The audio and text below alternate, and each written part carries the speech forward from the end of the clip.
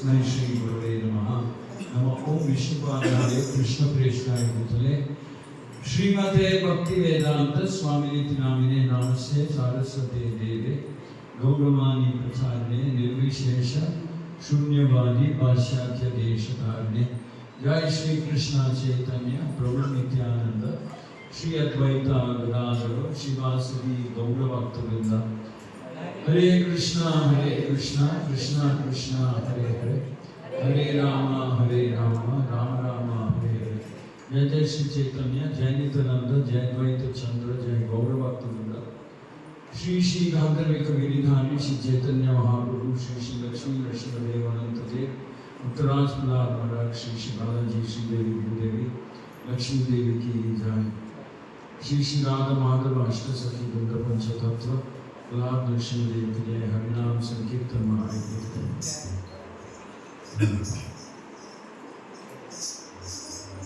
मुखम करोति वाचालं पंगुं लंघयते गिरिं यत्कृपातमहं वन्दे श्री गुरुं दीनतारिणं परमानन्दमाधवं श्री चैतन्य ईश्वरम्। हरे Krishna. Is English okay?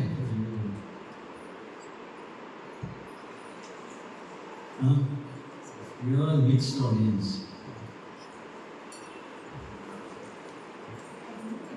I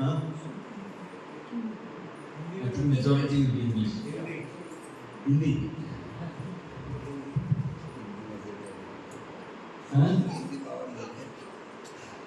Hindi इस साइड में ज़्यादा लोग हैं, इस साइड कम है।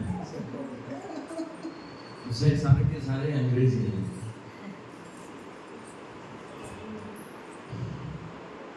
So we'll just spend some time.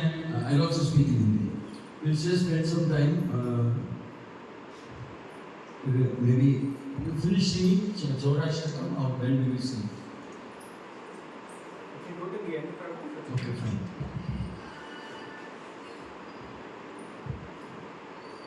So I thought because we are singing this every day, this month we'll focus a bit on the translation and the meaning of the Chaurashtakam prayers. So Braje Prasidam Navanita Chauram Gopangananam Cha Dukula Chauram Aneka Janmachita Papa Chauram Chauragraganyam Purusham Namami. I offer pranam to that foremost of thieves, who is famous in Braja.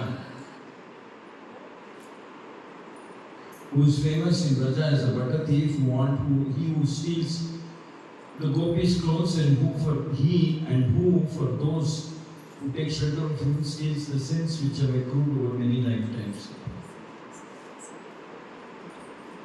That means it is being said here that Krishna is the biggest of chor, is the biggest of thieves. And what does he steal? It is also mentioned here. Foremost, he is famous as butter thief.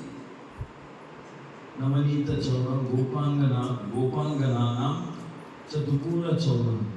So he is famous as a butter thief. That means we call him the Makanchur. Aneka Janmachita Papa Chauram Gopangananam Chatukula Chauram. He also steals the clothes of the gopis. And for those who take shelter of him, he steals their sins which have accrued over many lifetimes.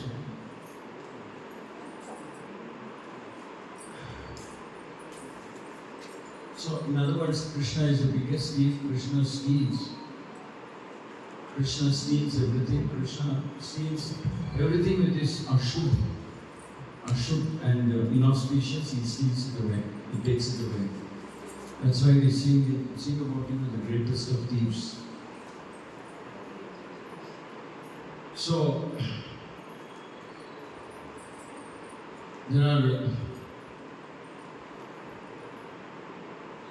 So when we are under the care and shelter of protection of Krishna, then all the unfavorable things, all that is undesirable, unfavorable, and all that is painful, Krishna generally steals. Actually, Prabhupada mentions that one of the name of Lord Krishna is Hari. And what is the meaning of Hari? Anybody knows Hari? Hari also is the same meaning. So Prabhupada says Hari.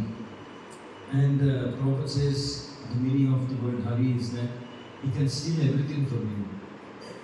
And people get scared. Does that mean he will steal my family, my money, my wealth, my position, everything from me? Because that's the meaning of Hari. Hari means actually he steals away all our material attachments. So finally we'll have nothing left. Prabhupada said, that's how Krishna acted in my life. When I was sitting there alone in Vrindavan and chanting and meditating on my Guru's instruction. Also thinking once in a while about my family.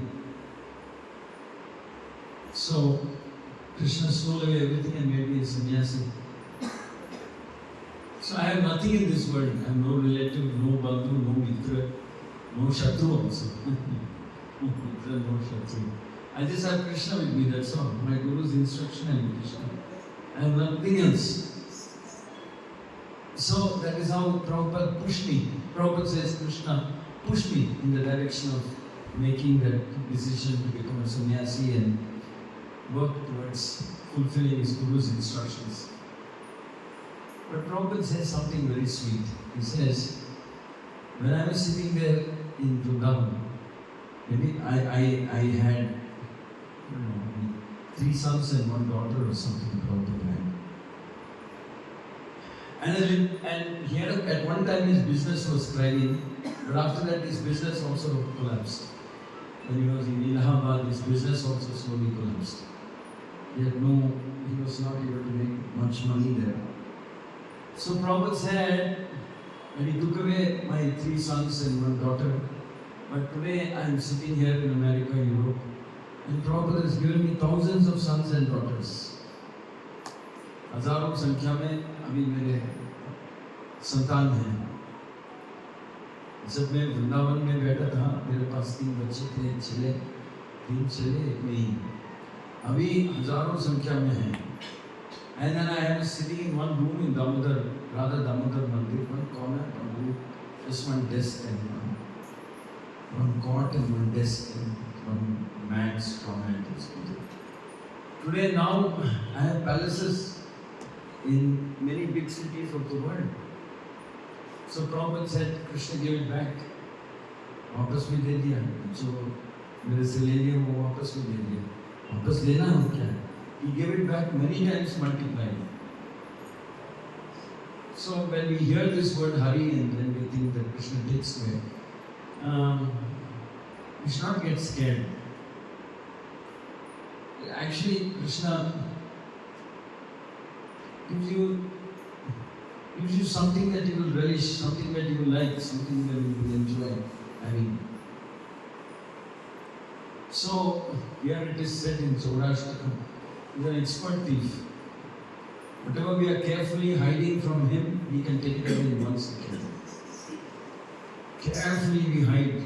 We don't want Krishna to know how much money we are making, how much we are giving, how much we are hiding from Krishna. And different calculations we make. Like this one shot, Krishna can take it away. One shot, he can take it away. But when Krishna takes, there is no loss. That is what we have to understand. When Krishna takes, there is no loss at all, because it's actually gain. Because when Krishna accepts something from you, you benefit. Krishna took away Bali Maharaj's property. He came as a dwarf, Vamana Dev. He came, stood in front of Bali Maharaj, and said, give me 3 steps of land, that's all. Bali Maharaj said, you are a Brahmana boy, and I am a Kshatriya. How can I say no? Tell me whatever you want, I will give you. And the Brahmana dwarf boy said, only 3 steps of land. Shukracharya is standing next to Bali Maharaj and saying, he is your Dushman, he is your Shatru, he is not Brahmana, he is Vishnu. He has come to destroy him. He has come to, in the name of 3 steps, he will take everything from you. Everything he will take from you. Vamana is watching, let us see how Bali Maharaj will react. Bali Maharaj just ignores him. He says, your Even if a Brahmana were to come, just a simple Brahmana were to come, I would have given him everything. Now you are saying, forget about Brahmana, this is Vishnu. How can I say no? The Supreme Lord, the Lord of the entire universe. Sarva Karana Karanam Govindam. Govinda has come standing in front of me, is begging me. How can I say no? It's great honor and privilege for my family. If the Lord has come to my doorstep to ask for something, he says, take what you want. And Bali Maharaj says, give me just 3 steps of land. We all know the story. In the name of taking 3 steps of land, Krishna takes away everything. Everything he takes away. Upper planetary systems, lower planetary system, and say, Krishna asked him, what about my 3rd foot? Where should I place it? That's when Bali Maharaj makes that supreme surrender. He says, please place the foot on my head. So, Vamanadeva puts his foot on Bali Maharaj's head and pushes him down into Patala. Completely pushes him down. But in the Bali Maharaj story, it is so clearly mentioned, and Krishna returns everything. Everything that is taken from Bali Maharaj, the Lord returns. He says. Not only that, Lord makes a promise. He said, I will protect all your wealth. I am so happy, I am so impressed, I am so delighted at your surrender, at your faith. You even rejected your Guru's advice and gave everything to me. This is bhakti, this is real bhakti. This is great surrender, great bhakti. I fully appreciate what you are doing. Not only will I return whatever I have taken, but I will stay as a protector. I will protect what you have taken, what I have taken. I will give it back and protect. And there in the purport Prabhupada writes, when you give to Krishna, Krishna consciousness movement, when you give any donation, it is returned many times multiplied. And you will also become very auspicious, you will become blessed. Though originally speaking, nothing is ours. Hamara kya hai?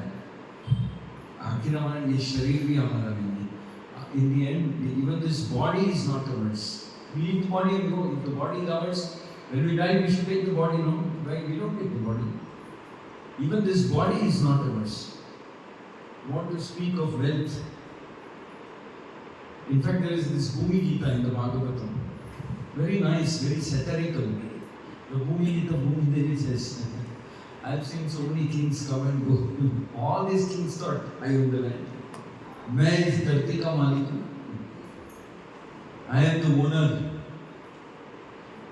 It is mine. So Bhumi Gita is there. Mother Earth is saying, so many people I have seen, they come and gone. Where are they now? They are all gone.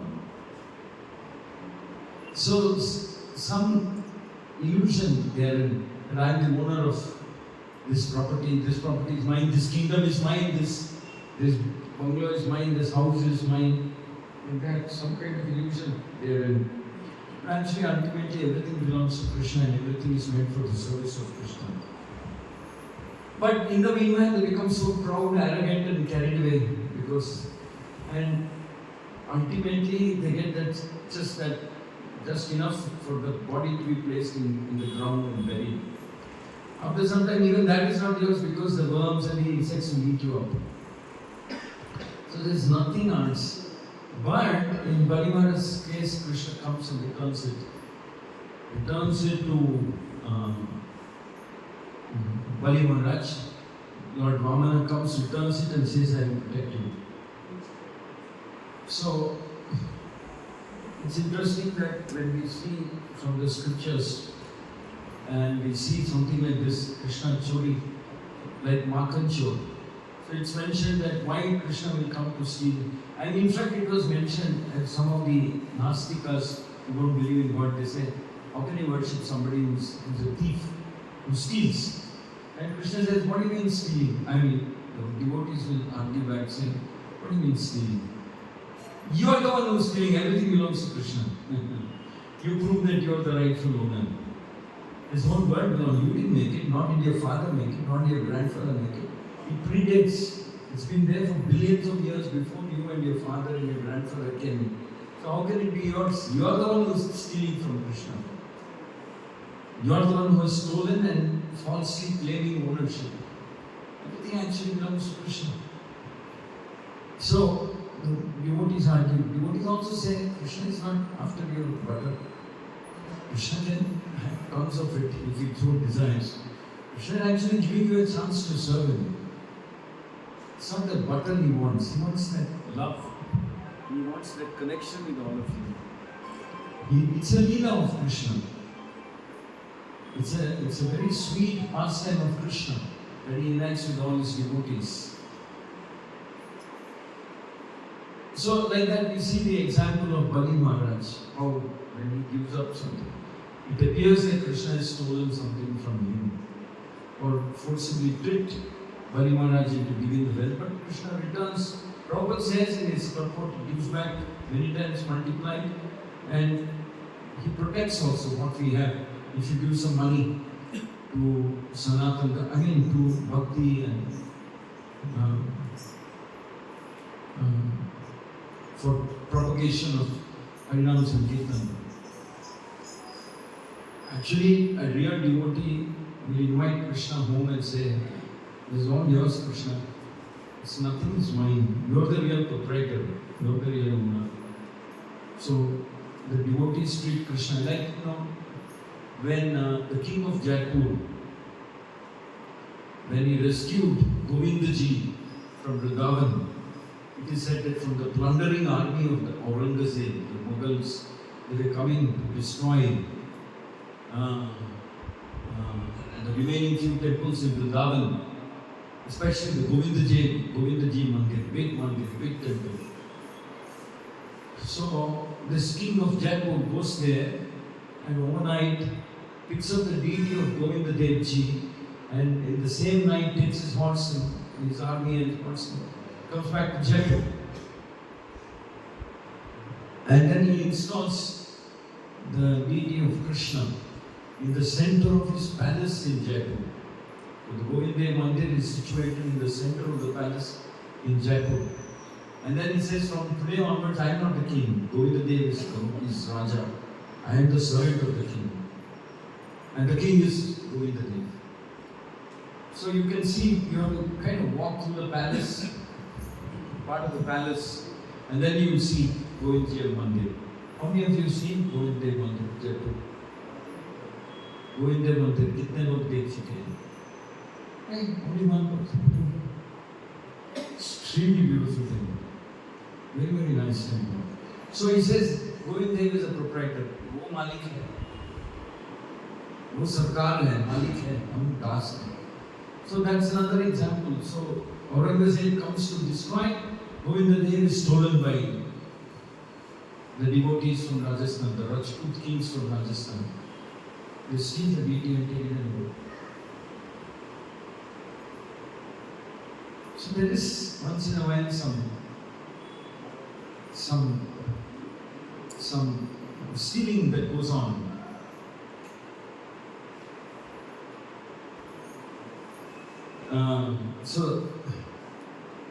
So there is something for all of us to discuss when Krishna does some mystical leela like that.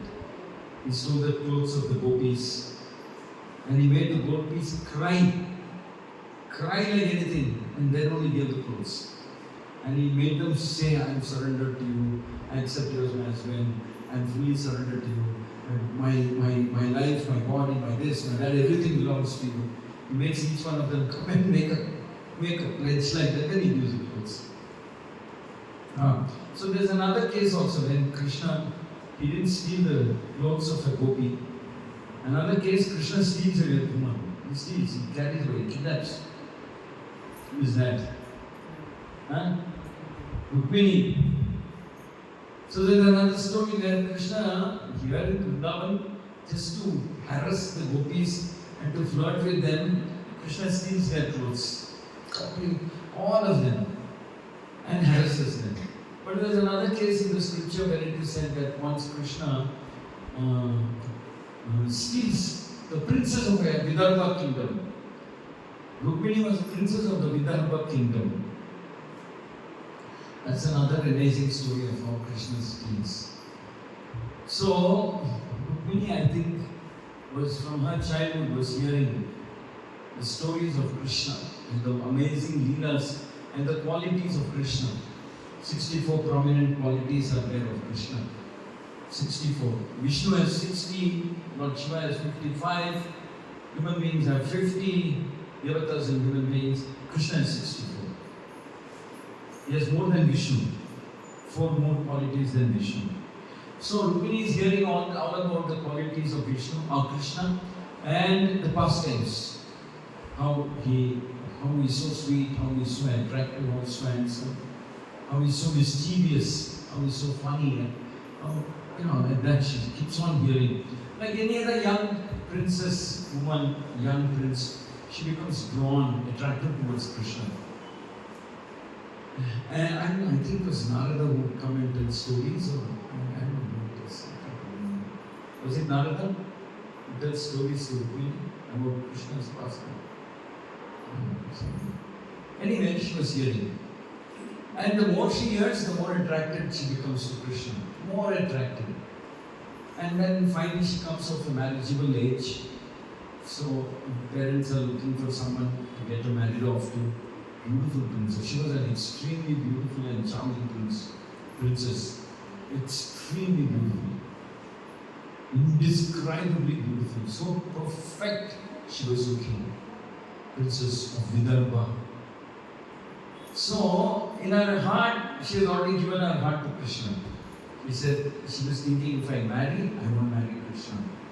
I don't want to marry anybody else. But then there's a problem. Krishna is in Dwarka, they are in Vidarbha. And then she finds out that her brother Rukmini has already promised or is busy making arrangements to get her married off to Shishupal. Her brother Rukmini is, the only thing pending is printing invitation cards and yes, whatever. So otherwise he has already decided and sending the message or whatever, So she panics. She says, what is this? How can I marry someone when I am hearing so much about Krishna? If I were to marry, I want to marry Krishna. I have given my heart to Krishna. So then she writes a letter to Krishna. She writes a love letter to Krishna. I guess that is the first love letter in recorded history. And this happened in Ambarisha. We keep hearing about love letters and so on, but Krishna was the one who started it. His first love letter, I have not come across any love letters before Ambarisha. She writes a love letter to Krishna. She had never seen Krishna, she had only heard about him. And she calls an old Brahmin well-wisher of hers. And she tells this Brahmin, saying this is a letter, it's a very secret letter, nobody should know, nobody should read. Nobody should know also that I have written a letter. If they know, my life will be in great danger. And Rukmini on the other side is making elaborate arrangements to get her married to Shishupala. Like in Subhadra's case also. Balaram was trying to make arrangements to get Subhadra married off to Duryodhana. That's another story. There Krishna doesn't steal. Krishna teaches Arjuna how to steal Subhadra. He gives the whole technology transfer. Because he's already done it once in Rukmini's case. So he tells him, I'll tell you what to do, you will be successful. Because he's already done it in Rukmini's case. So this Brahmana will take that letter and travel from Vidarbha to Dwarka. And there is a letter. He will go and inquire about Krishna's welfare. Krishna, my dear Lord, how I do this. Krishna will look at the Brahmana and we have great respect for Brahmanas. That's the culture there. Brahmana will get direct entry. Brahmana means please don't mistake me. They are not caste Brahmanas, they are cultured Brahmanas, cultured, educated, performing Brahmanas. Brahmanas will perform the function and duty of a Brahmana. So, he's led right into Krishna's presence. Krishna says, so you look like an elderly Brahmana who come from a far place. Where do you come from? So he inquires, says, what can I do for you? Then the Brahmin says, I have a letter for you. From whom? Rukmini. He says, who's that? I don't know who's that. I've never heard of that. And Krishna, he takes the letter and reads. Krishna reads the letter. And Rukmini writes such a perfect letter glorifying Krishna, appreciating him and explaining how she fell in love with Krishna, and then makes that statement. If ever I marry you, if I ever marry, it will have to be you. Otherwise, I don't know what I will do to myself.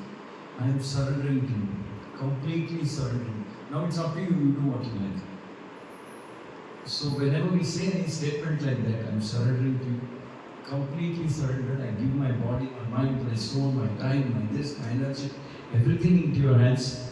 You do what you like. I don't want to do anything except serve you. You know what Krishna is. Krishna is hardly meant. It's a wow. Krishna is also not seen Rukmini before. So because of that purity of devotion, purity of love and devotion and genuineness and her anxiety and helplessness. So Krishna says, no, I have to keep quiet, I have to do something. And Rukmini will give a whole plan. On this day, I will be going at this time to visit this temple.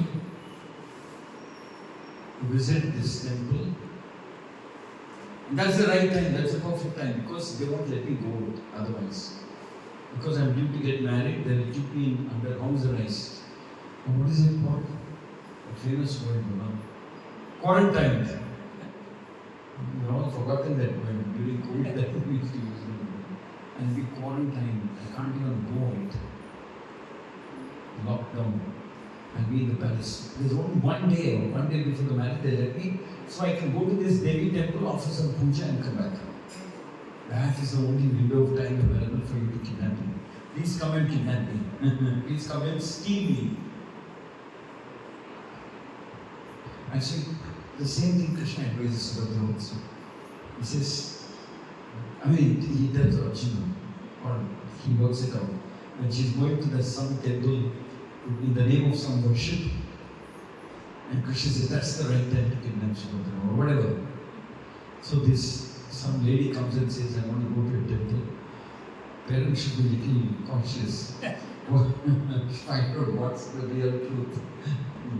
You should go into the temple. Anyway, nowadays such things don't happen. I'm just saying, enlighten him.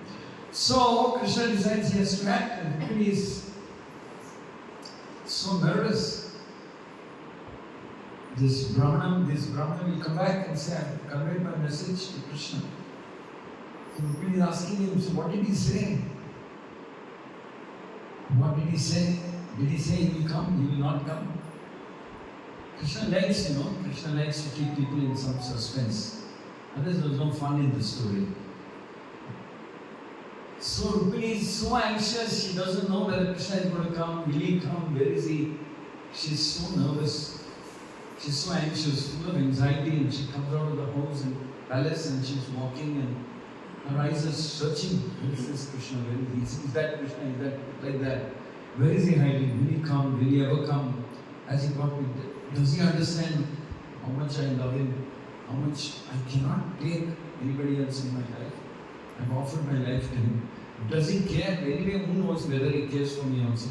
I'm nobody, I'm nothing for him. So she has all kinds of mixture of emotions going on in her mind.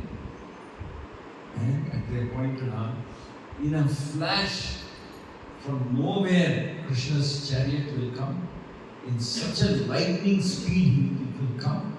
Before anybody can realize what is happening, before anybody can even pick up their sword or bow and arrow or anything, in a flash, Krishna will come and pick up Rukmini, put her on the chariot and drive away. And then, before they realize what's happening, Krishna is already gone. But they don't give up. Kshatriyas, they like a fight. They don't give up without a fight. That's their nature. So Rukmini and his army will try to charge at Krishna. They take their chariots and they're charging him. And that's when the first time Rukmini and Krishna are meeting. So they're getting to know each other, but behind Rukmini's chariot is coming. So it's hilarious actually. So then there's a big battle, mock battle between Rukmini and Krishna. And effortlessly, Krishna defeats Rukmini. Rukmini swearing and saying, "You are a worthless person, Krishna. What are you? You're just a coward boy. You're just a Gopa. You just escaped from Vrindavan. What did you do there? By the way, you were flirting with thousands of girls there. That's your reputation. How dare you come to my kingdom and kidnap my sister? I was planning to give her to Shishupala, the greatest king of the Chedi dynasty, or what dynasty belongs to? Chedi dynasty. I made a promise and I am going to catch you and punish you today. Definitely you will be punished for committing this crime and all that." Krishna playfully, and finally Rukmini has to come to the rescue of Rukmini. She says, "No, please don't kill my brother." And Krishna says, "What should I do with him?" So they let go. I mean, in one story they say they shave off his half his head or something like that, and they send him back. And for a Kshatriya, half head being shaved is a big insult, a huge insult, but they send him. But that's another case where Krishna actually steals. He stole Rukmini. And then Rukmini goes on to become the principal queen in Dwarka. And they would always have some rivalry between Rukmini and Satyabhama. Professional rivalry. Who is serving and pleasing Krishna more. So actually this whole Leela of Krishna is such a mixture of all kinds of emotions. Krishna is stealing, Krishna is patatif, Krishna is vastraharan, so many things he does. He steals Rukmini, he steals this. He's encouraging his friend Arjuna to steal Subhadra. He's a kidnapper. I've tried this, it works. When women go to the temple, that's the best time to kidnap them. You go, you kidnap them. So he says Subhadra also gets kidnapped. Actually, it's, in Subhadra's case, it's the reverse. We all think that Arjuna kidnaps Subhadra. How many of you think like that? The truth is, Subhadra kidnaps Arjuna. I don't know. How many of you know that? You know that? You don't know that part? That it's actually, there's a twist in the story. It's not Arjuna who kidnaps, Subhadra kidnaps Arjuna. Subhadra kidnaps Arjuna. I mean, of course, it's done by mutual consent, but it's Subhadra who takes the lead. Of course, Arjuna comes in that chariot, and the chariot is Krishna's chariot. You see how perfectly Krishna arranges. He gives his chariot to Arjuna. It's a statement. There is no chariot in Dwarka that can catch up with you. This is the fastest chariot. And these 4 horses are very, very fast. Saibya, I mean, all those 4 horses have names also. Saibya, one name I remember. I don't know the other ones. So, you take this chariot, and then it is said that Krishna will secretly instruct Subhadra. When you get onto the chariot, you make Arjuna sit as the passenger, you drive the chariot. Subhadra says, "What is this? Why should I drive the chariot?" Krishna says, "Just do it, no? I'm telling you." Like that. And he also tells Arjuna, "You cooperate." Subhadra will give you some instruction, you cooperate. So as soon as they get onto the chariot, Subhadra will ask Arjuna, "You go back, sit down there. I will drive the chariot." Arjuna thinks, "Okay, Krishna already told me to cooperate." So he'll go sit at the back, and then Subhadra will drive the chariot away. And that is one of the most hilarious, humorous instances in the entire Leela of Krishna in Dwarka. What he does. Like that. And one time Krishna is accused also of really stealing. What is that? Tell me. He is accused of really stealing something. Yes. Who said that? Yes, Shamantaka money. Satrajit and what was his name? Anyway. Huh? Jambavan? No, not Jambavan. Jambavan gives the money. But Krishna is accused of stealing the Shamataka money, right? From the neck of Satrajit. So there's a false allegation made on Krishna. So this Chaurashtakam is very interesting. If you dig a little deep, you see so many other His Grace Srinivas, Krishna Chaitanya Prabhu ki. So there are so many other pastimes where this whole act of stealing is glorified in different ways. And poor Krishna is accused because Krishna tells Satyajit's brother, I forget the name, he tells his brother, see, this is a very valuable gem. I mean, every day it gives some huge quantity of gold, it yields. Ideally, this should be with the king, not with anybody else. It's the king who should take care of it, protect it, and use the gold for welfare of the people. But Satyajit's brother will think Krishna is very envious that I have this. He's become very envious. He wants to steal it from me. He wants to forcibly take it away from me. And Satyajit goes to the forest to hunt. And he's wearing this Shamataka money. He's wearing this Shamataka money, and then when he goes to the forest, he's trying to hunt for some wild animals, and it so happens that the lion will attack him and kill him. And lion will playfully kind of take that. And then later on, Jambavan fights with that lion and takes that gem necklace and gives it to his daughter Jambavati to play with. That's the truth.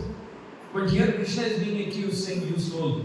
Because you wanted it and we didn't give it to you, you stole. You killed my brother and you stole it.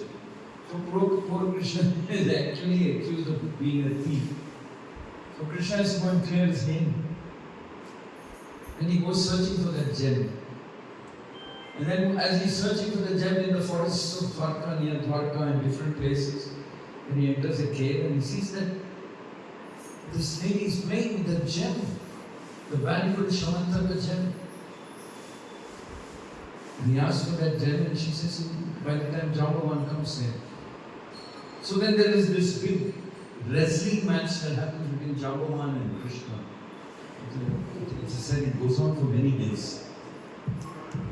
And finally Jambavan will realize that when Lord Ramachandra Avatar was there, I had made a request that I want to do Malla Yuddha with Lord Ram. Once, fight physically, wrestling match between Jambavan and Lord Ram. But Lord Rama says, no, I can't do it now, at some later point of time, I'll fulfill your desire. So that's why they say, when you ask something from Krishna, be careful. Who knows if you get fulfilled? Be very careful what you ask for. That's why we say, you should not ask for anything very, very specific from Krishna. You should always add that disclaimer. Krishna, if it so pleases you, Krishna, if it is good for me, then please think about sanctioning. But other than that, we should not make a direct prayer. I want this, I want that, please give me. Because we don't know if it's good for us, bad for us. So our acharyas have taught us, every time you make a personal request like that, you should always add a disclaimer, caveat, saying, Krishna, if it so pleases you, it is good for me only. So we have to add that disclaimer. Only if it is good for me, you sanction it. Otherwise, who knows, Krishna will sanction it, may not be. Krishna will say, what can I do? You asked, you are insisting. I knew it was very good for you, but you didn't listen to me. So, it's very risky to make specific direct prayer saying, I want this. Who knows, it may not be the best thing for us. It may not be a good thing at all. We should leave it to Krishna, whatever. So that is why whenever we make a prayer, we always add this preamble. If it so pleases you, Krishna, if it is pleasing to you, please sanction it. And Krishna will like it also that we are giving the ultimate decision in Krishna's hands. And not that we are going and demanding something from Krishna. Krishna may not like it so much. He may sanction it, but he may not like it. But if someone goes and says, if it is so pleasing to you, if it is like, I like it, I want this, but please, Krishna, if it is pleasing to you, if it is good for me, then you can sanction it. Otherwise, no. And sometimes people have a very specific prayer. I want to get married to this person. I want to join to this company, this. very specific prayers. Who knows that may or may not be good for us. We should leave the judgment in Krishna's hand because he is Trikalanya. He knows the past, present, future. And Krishna likes it, like I said. If someone comes in that mood and worships Krishna and says, my Lord, only if it is pleasing to you. Otherwise, I'm okay. I like it, I want it, but I can understand that it's not very good for me. So we should be careful when we make very specific and direct prayers. So Krishna, Jambavan will remember, I had made that prayer, and then he remembers, it's after fighting for so long, this person, I am the strongest man in this, not man, strongest living creature. My arms are so strong. Nobody can survive this many days. I've been fighting and fighting and fighting and fighting and wrestling. Nothing seems to happen. He just gets up and starts wrestling again. So many times I've thrown him down, he just gets up and starts wrestling again. This can't be an ordinary human being. This can't be a Devata also, because there's no Devata who can stand in front of my wrestling power. So then it will dawn on him that must be, this is the Lord, come back to answer my, he had promised me some other time to fulfill your design. Maybe it's the Lord who has come. Jambavan comes to that realization and he stops wrestling with the Lord. And the Lord will also recognize and acknowledge and say, yeah, you wanted to have a fight with me. So I'm continuing to fight, saying, when will you be satisfied? At last you have come to your senses, you have now understood that I am the same Lord Rama, Lord personality who appeared as Lord Rama in Treta Yuga, now I am appearing as Krishna. I am satisfying your specific personal desire. And by the way, even if we have desire, our desire should always have Krishna conscious flavor. My Lord, please make me a nice devotee, make me a preacher. Bless me so that till the last breath of my life I am serving you, chanting your name, serving the devotees. I am always surrounded by devotees. Devotees are always engaging me in different kinds of activities. Devotees are always pulling me into higher and higher levels of bhakti. This is the prayer we should make. Of course, we can pray for our family, friends, relatives, family also. My Lord, please make my children successful, but also make them nice devotees. What's the use of success without bhakti? So we can make prayers in them. And Jambavan comes to that realization that this Krishna must be the same Rama. So Lord blesses him. And then Jambavan is very happy to return that Shamantaka money to Krishna. And then he also gives his daughter Jambavati in wedding. He says, please take my daughter also. So that's how Jambavati becomes one of the queens of Dwarka, one of the principal queens of Dwarka. And then Krishna comes back to Dwarka with the Shramantaka money and with Jambavati. And the whole kingdom will celebrate. Everybody celebrates. Oh, Krishna is back. Unnecessarily, an allegation was made about him. That he stole. So then there's peace, there's settlement between Satyaji's brother and Krishna. He also apologizes, saying, my Lord, I suddenly, I don't know what happened to me. I just got confused and I made a wild allegation. I apologize, I take back my words, like that. So, like that, different leelas are there where Krishna appears to steal. Ultimately, Krishna steals our sinful reactions. And Prabhupada says, if you chant sincerely, very devotionally, sincerely, Krishna may even steal away all our impurities. Not only papa, impurities that stop us from advancing in bhakti. So then we will start doing uttama bhakti. Nyabhlashita shunyam jnana karmani anavritam. We start doing highest caliber, highest type of bhakti to Krishna. Purushottama Maas is meant for that. To do highest level of bhakti. Highest level. And Adhikasya Adhikaphalam, we get much more benefit in Adhik Maas. months. And what are we doing? We are actually just chanting Krishna's name, reading the 15th chapter, hearing this, hearing that. But in return, we get bhakti, we get prema. We are hearing, reading Purushottama's book, Bhakti-rasa-amrita Sindhu, Bhagavatam, Chaitanya Charitamrita. With that we are reading and we are getting bhakti in return. Of course, just reading is not enough, we should also be serving. In the mood as explained in Bhakti-rasa-amrita Sindhu and Bhagavatam, we are serving Vaishnavas. Then it's a big benefit.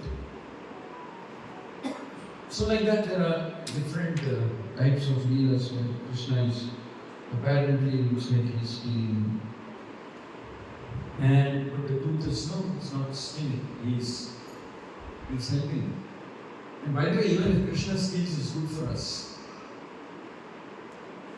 Krishna takes away all our attachment. Krishna takes away our possessions.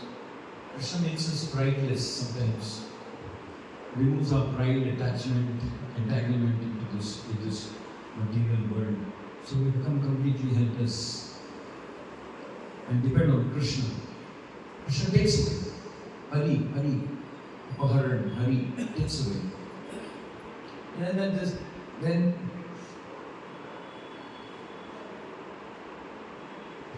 Krishna takes away, sometimes Krishna takes away the pride of devotees also, like he took away the pride of Indra. Indra was so proud, Krishna takes away his pride by enacting the Govardhan Leela. So ultimately, what is separating us from Uttama Bhakti is that we have pride, we have this, we have attachments, and so many other things. So when all of this is taken away, then we see Krishna as he is. No other desire other than the desire to serve Krishna and please him. Everything else is either we give it up or Krishna will steal it at an appropriate time. Krishna will take away all attachments. Everything that you are attached to, he can take away. Of course, that is special mercy. Not everybody gets it. Everything and everybody you are depending on and you are attached to Krishna can take away. So that you have nothing else to hold on except Krishna. Sometimes Krishna does that. But very exceptional. Otherwise, Krishna allows us to progress slowly, little by little. But sometimes when Krishna likes a devotee, and he creates a situation where the devotee has nothing else to take shelter of other than Krishna, other than the lotus feet of Krishna. That's supreme shelter for all the living entities. Hare Krishna, Krishna Krishna, Hare Rama, Rama Rama. Thank you very much for inviting us during the Adhik Maas. Last 2 days left only. Giving us a chance to remember the divine qualities and leelas of Krishna. Especially today we were able to discuss about Krishna, thief. Krishna amongst thieves. Any question or comment anybody has? Prabhu, you want to add something? Prabhu has come all the way from Coimbatore.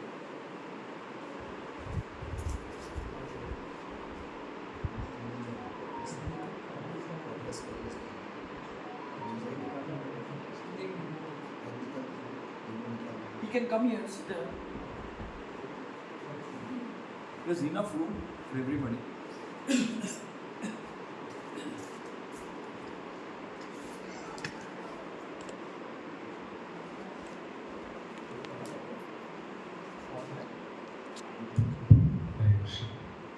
Thank you, Guru, for your wonderful association in this auspicious Purushottama Maas.